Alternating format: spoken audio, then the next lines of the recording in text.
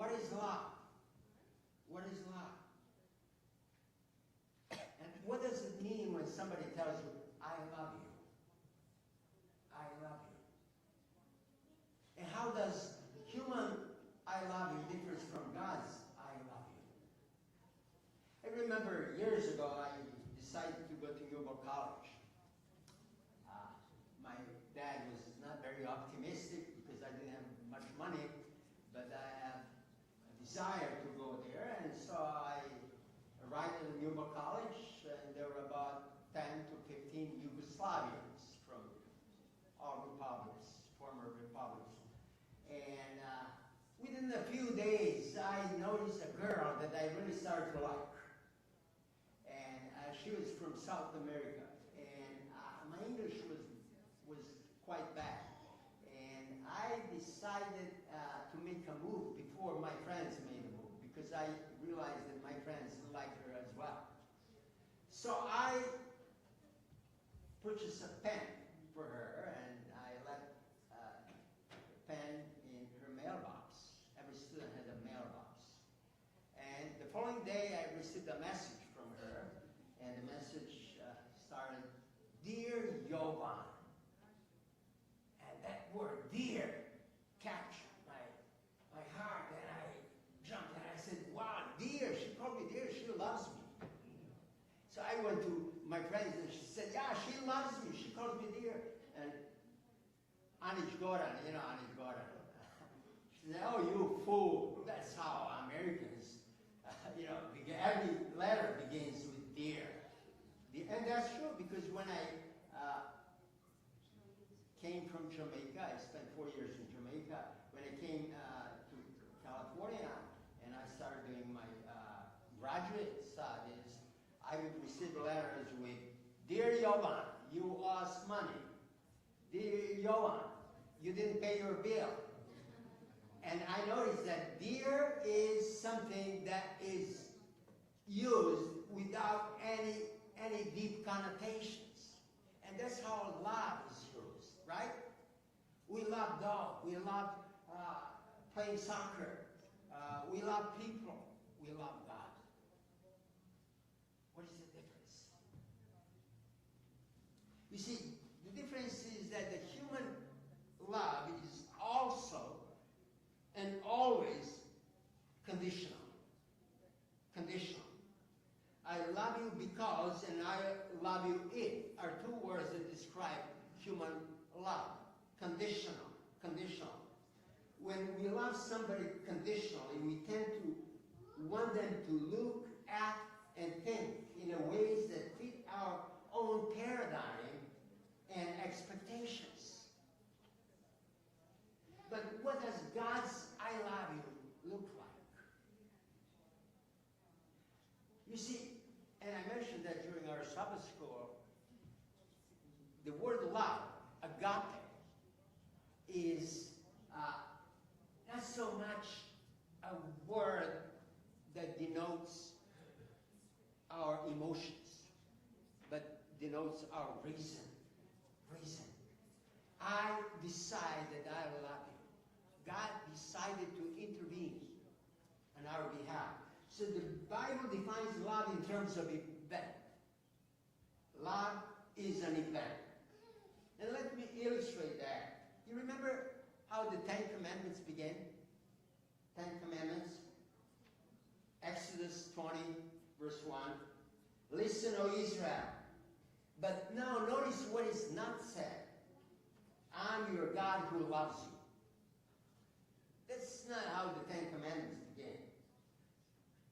Instead, they began by, Listen, O Israel, I am the Lord your God who brought you out of Egypt and out of the land of slavery. That is love. Love is an event. It is God's intervention on behalf of his people. And the events in the Bible, recorded in the Bible, are not just there to tell us what happened back then, 2,000 years ago, but just to tell us what God is like. To show the love of God in action. And today I want us to look together at one of the incidents recorded in the New Testament in the Gospel of Luke and see the love in action. It is the story of Zacchaeus, recorded in the Gospel of Luke, chapter 19, verses 1 through 9. And as we hear the story again, I want us to notice three things. Jesus, who offers love. Zacchaeus, who receives love. And the reaction of the crowd. And at the end, I want us to put ourselves in the story and ask the question, how would I react if I were there 2,000 years ago? So I want us to put all that we have heard about Zacchaeus, and try to listen to the story for the first time. And imagine that you are there, witnessing Jesus meeting Zacchaeus.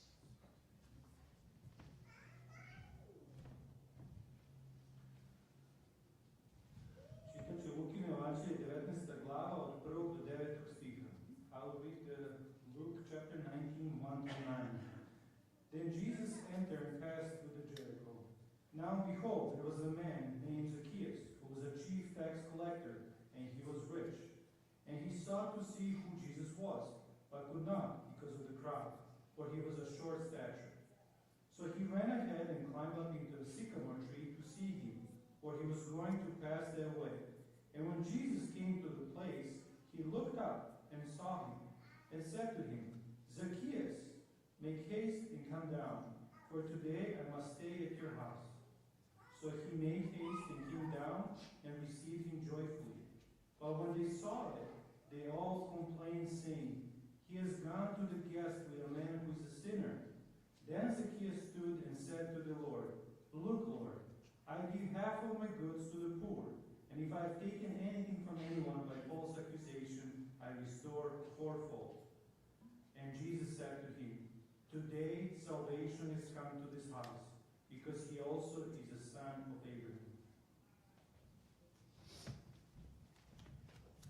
Thank you. So let's go back in time and witness this event. And we are there with Jesus. And by this time, Jesus had raised Lazarus from the dead. He healed a man of his blindness and turned water into wine. And if you could turn water into wine, you became a superstar. And Jesus had a superstar status. And the tens of thousands wanted to see Jesus. And the text says Jesus entered Jericho and was passing through, and there was a man named Zacchaeus. He was a chief tax collector. And this is a loaded phrase, especially the way Luke puts it. The chief tax collector and rich. We'll look at it just in a bit. And the text continues, and he sought to see Jesus, who Jesus was, but could not on account of the crowd, because he was small of stature. So he ran ahead and climbed up into a sycamore tree to see him, for he was to pass that way. Now, a sycamore tree is a leafy tree, unlike the olive, which has tiny leaves. So Zacchaeus could sit in the tree and see Jesus as he was passing by. But also, in effect, he was able to be hidden. And there was a reason for him to hide. The next thing we hear the voice, Zacchaeus, you cannot hide. Zacchaeus, I see you there. Make haste and come down, for I must stay in your house today. So he made haste and came down and received Jesus. Did you notice how? joyfully. Joyfully. And when the crowd, saw him, they all, did you notice their reaction? They all murmured. He has gone to be the guest of a man who is a sinner. Now, I want us to make several observations at this point. First, there is something difficult to see in the text unless we have a historical and theological background. In other words, there is a huge gap between Jesus calling Zacchaeus by his name and then inviting himself to be his guest in his house. Make haste and come down, for I must stay at your house today. Now we'll come to that later. Then Luke describes the reaction of the crowd. They all murmured. I think this is the only place in the entire New Testament where it says that they all murmured. We find instances where Pharisees murmured, where Sadducees murmured, where teachers of the law murmured. But now they all murmur together. The disciples, the Pharisees, the Herodians, Zealots, disciples, everyone, Pharisees, everyone murmured. Why did they all murmur? Two reasons. The first was given here. He has gone to be a guest of a man who is a sinner. Now let's talk about this. Zacchaeus was not the ordinary sinner. He was a tax collector. And whenever we read about sinners in the New Testament, we'll find two groups of sinners. Regular sinners, like harlots, thieves, murderers, and tax collectors. Tax collectors were worse than the ordinary sinners. They had to have their own group to designate it. But this man was not an ordinary tax collector. He was chief tax collector. He had people working for him, and therefore he was even more hated than the ordinary tax collector. Why this hatred? Well, Luke describes Zacchaeus as the chief tax collector and rich. And those things always went together. We need to understand how the IRS operated in those days. You see, there were no computers, no books.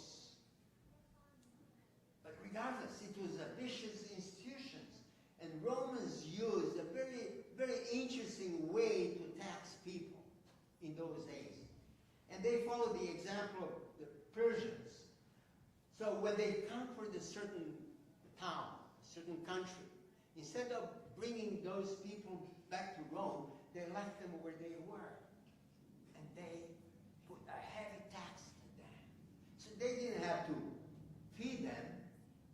They just collected money from them.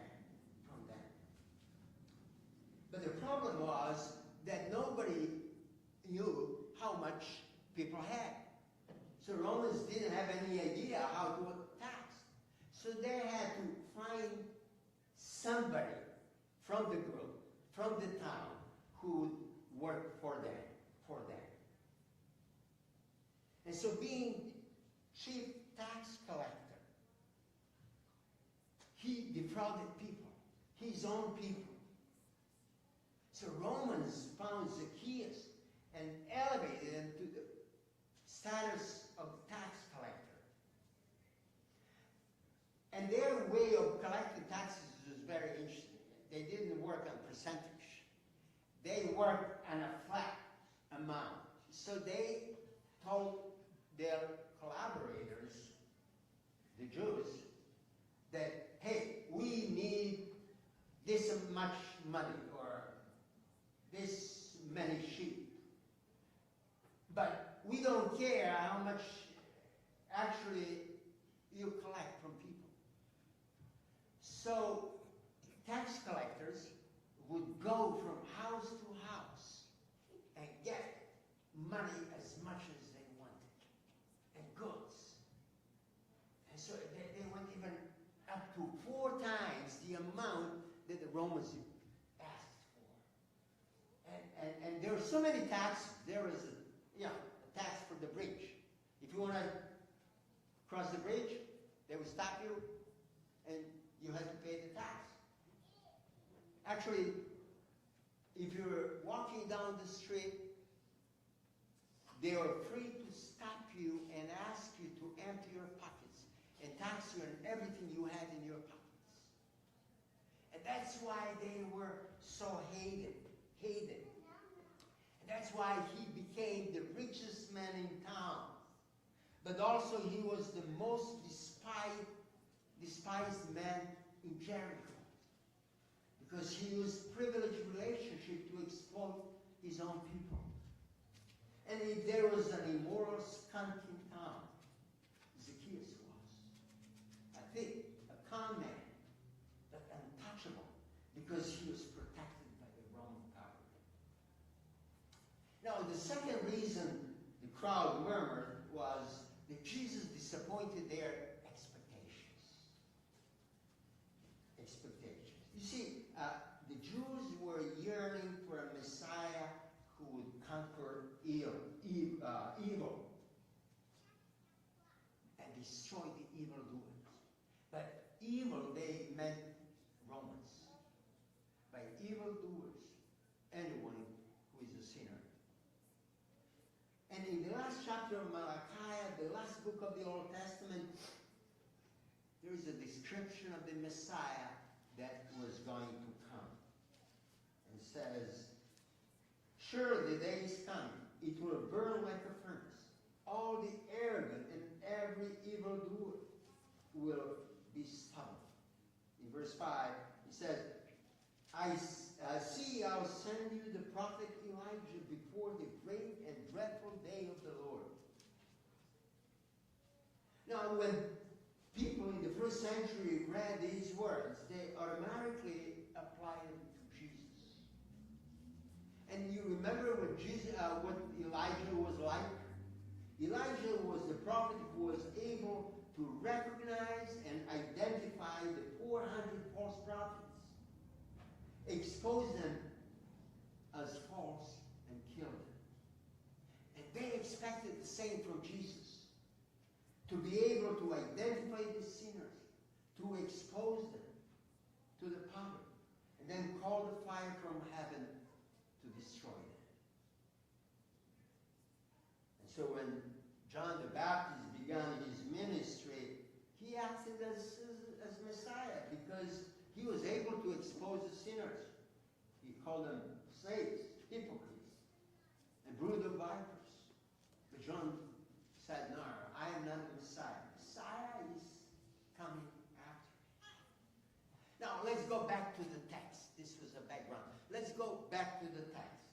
Jesus is walking down the street of Jericho. And gets under the sycamore tree, looks up and says, "Zacchaeus, I see you. You cannot hide from me. I see you."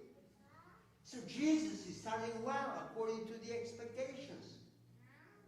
And if he had campaign managers at this point, they would say, "Right on. Jesus, you have exposed the sinner." Now the next line they expected Jesus to say, "You snake in the tree. You have cheated and stole from your own people. Come down and growl. Bring all the books to see how many you have cheated and how much." If Jesus had said that, all those people would have cheered up and said, "Yes, this is the Messiah. He exposed the sinner. He identified the sinner, the chief tax collector. He even knows his name. This man is the Messiah. And remember the scene where the woman came into the Pharisees' dinner party and wept tears on Jesus' feet? Remember that scene? The Pharisee said if he were truly a prophet, he would know what sort of woman this was. That shows the expectation Messiah should know the name of the sinners and expose them to the public. And when Jesus calls Zacchaeus by his name, they all cheered up and said, yeah, here is the true Messiah. He exposed the sinner. And he's going now to destroy. So now they're expecting fire to come and consume Zacchaeus. But instead, a shock. A shock. Zacchaeus, I see you in that tree. Come right down. I would like to spend tonight in your house. Imagine what his friends would have said. And no wonder they all murmured. But look at what Jesus said.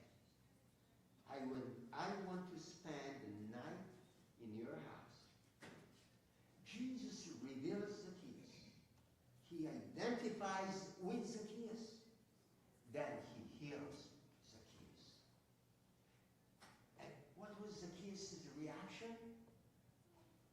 Now, it isn't often that I am disappointed with the Bible. But at this point, I am. Because we don't have anything about the time that Jesus and Zacchaeus spent in that house. We don't know the conversation. We don't hear anything. All we see, the next verse says, that Zacchaeus came out as a changed man. Jesus must have said something to Zacchaeus. So that Zacchaeus, a thief, was changed completely to an honest and converted man. And we can imagine now Zacchaeus coming out in the front addressing the large crowd. He said, folks, I deeply apologize. I am deeply sorry. I've been cheating you for years and years. And you know it, and so do I. I have been a cat, taking advantage of my position. I've gotten richer at your expense. I apologize. But to make it right, I'll pay back each one of you from whom I have stolen. I'll repay you back 4 times the amount I have cheated you. Yes, each and every one of you. Also, I'm going to give half of my goods to the poor of our city. You can imagine now the reaction of the crowd. They're absolutely shocked. And there are some cynics in the crowd. They couldn't believe it. And one piped up and said, sure, Zacchaeus, we'll believe it when we see it. The Old Testament law is clear. You need to repay us from what you have stolen from us plus 20%. But you're saying that you're going to pay back 400%? What's the gimmick, Zacchaeus? What's the trick? We don't believe in Zacchaeus.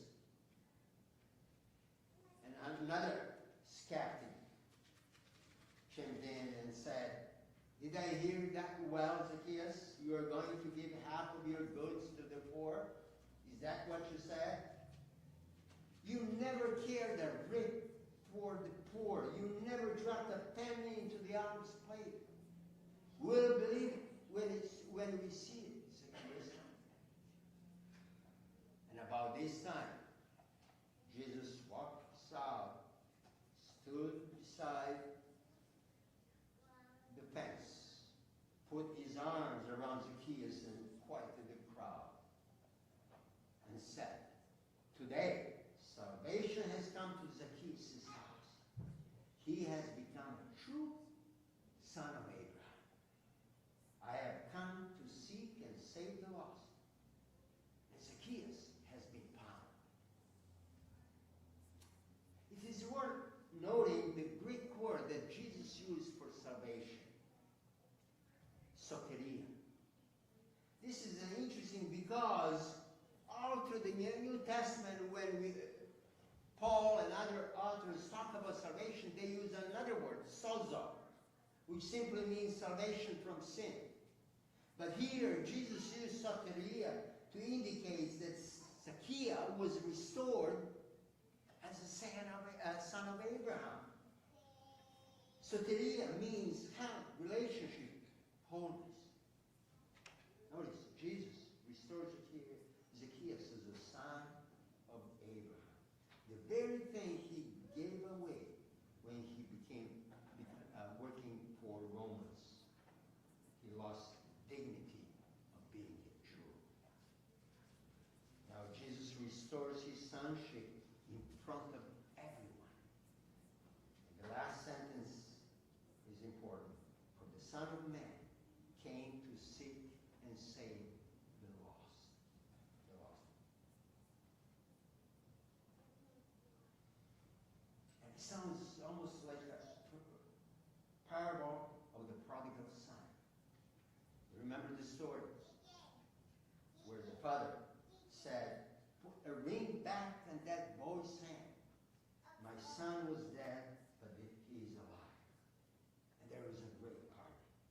But here, it's not a parable. Jesus does it. He identifies with Zacchaeus. He saves Zacchaeus. He restores the identity of Zacchaeus.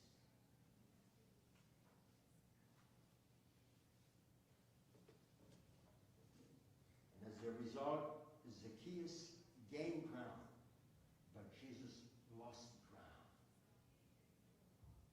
And I have often wondered, where did Jesus lose Judas?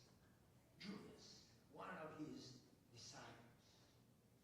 Judas, who probably was a zealot and young revolutionary. Where was it when Judas said, I can't go with this Jesus anymore. I had enough of this Jesus. And I wonder if right here, Judas was one of those in the crowd murmuring and said, well, you can't trust this Jesus anymore. Because the next thing we see is that he's in Bethany complaining about the woman spending the money on the nard that anointed Jesus. Judas was already bitter at that point. Something caused Judas to become bitter toward Jesus. And it could be, well, this event triggered it. And so the people expected Messiah who would conquer evil. They expected the defeat of evil. But no one in the first century expected Jesus would defeat evil in the way that he chose. And this is how Jesus defeated evil. This passage gives us a clue. Jesus would defeat evil by taking it upon himself, by absorbing its anger and its power. Then he would himself disarm the power of evil. He would defeat evil by identifying with the sinner. Notice, the Son of Man came to seek and save the lost. He would identify with you and me. He would then go to the cross. Have you ever noticed that when, after the resurrection, Jesus didn't go to Pilate and Caiaphas and tell them, hey, didn't I tell you that I'll resurrect in 3 days? Here I am back. I mean, I would have done that. But not Jesus. No one knows that Jesus was resurrected except for his disciples. Pilate went right on as procurator. Caiaphas went on as a high priest. Life went on as usual. But what Jesus did was that he defeated the weapons they had, death and fear.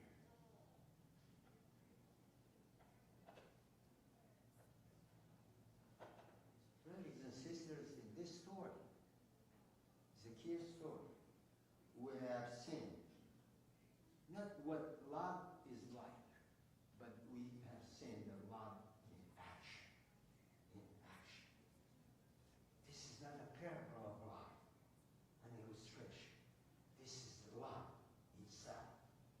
so there are two things, as I wrap up my presentation, there are two things I find in this story that we can learn. It is not only unpopular, but very risky to love people the way Jesus loved them. Very risky. In order to reach Zacchaeus' heart, Jesus knew he would lose most of his followers. And ultimately, that would lead him to the cross. But he did it anyway. Number two, we need to love people the way they are. Jesus did not put any conditions on Zacchaeus before he allowed him. He did not say you need to change your behavior first. You need to repay back to those from whom you have stolen. And then, I'll think about it, and then I may accept you in my circle and restore you as the son of Abraham. Now, Jesus loves Zacchaeus just the way he was. A thief, a con man. So who are the modern lepers and modern Zacchaeuses today? Let's be honest with ourselves. Have we ever ignored, disregarded, underestimated any group of people? Refugees, Muslims, undocumented immigrants, people with AIDS, those at the fringe of the society. More and more it's common to divide people on ideological grounds. If you're a conservative, you reject liberals. If I'm liberal, I'll reject conservative. If you are in favor of gun control, you vilify gun owners, and that goes on and on and on. When you look at other human beings through the distorted lenses of culture, politics, and fear, we fail to see them as God sees them. People made in his own image of priceless value.